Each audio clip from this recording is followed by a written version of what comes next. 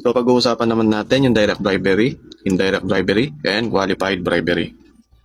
Magsisimula tayo kay Article 210, direct bribery. So sa pinakasimpleng paliwanag, ang direct bribery, ito yung for example, traffic violation.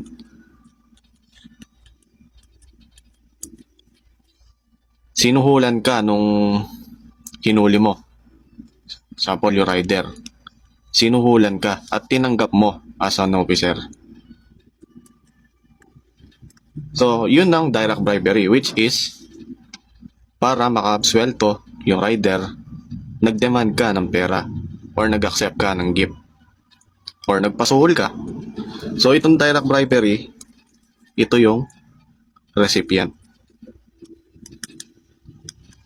Meaning, yung officer, tumatanggap siya. So, next naman, indirect bribery. Article 211. So, ito namang pinagkaiba ng indirect bribery. Wala naman siyang ginagawa. Pero ito yung dahilan. Reasons of their office. So, binigyan siya ng gift dahil official siya. For example, sa karinderya. Hindi na pinabayad yung pagkain sa kanya. So, tinanggap naman niya. So, that is indirect bribery. So, kita niyo yung pinagkaiba. Sa direct bribery, traffic violation.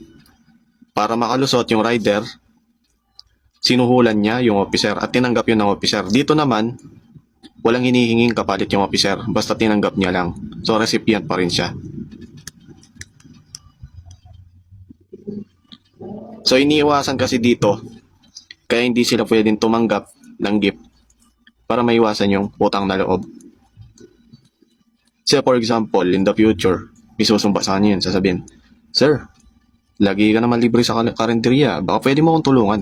So, yun yung reason kung bakit bawal tumanggap ng gift yung officer dahil dito. So, next. So, qualified bribery, Article 211-A. So, lagi niyong tatandaan guys, pag sa revised penal code or kahit anong crime pa yun, pag qualified, mataas ang penalty niyan. Meaning, malala. So, for example, actually refrains from arresting or prosecuting the offender. Ano bang duty ng officer? For example, police officer, mag-arrest. Duty niya yun, di ba? Ang problema, ginamit niya yun para mag-bribe. For example, hinuli si Juan or inaresto. Tapos sabi ng officer, papalayain kita or hindi kita aarestohin basta bayaran mo ako. So, doon mangyayari ang qualified bribery. Kumbaga, yung trabaho niya or yung duty, ginamit niya para pagkakitaan. So, bawal yun, qualified bribery. So, recipient pa rin to. Meaning, tagatanggap. So, from Article 210 hanggang dito, 211-A, recipient, tumatanggap. So, anong pwedeng ikaso sa nagbibigay or nagbibigay ng suhol? Article 212, corruption of public officials. So, simple lang to. Ito yung sender or tagabigay ng gift sa officer. Sir, may attempted corruption of public officials po ba? The answer is yes. Paano?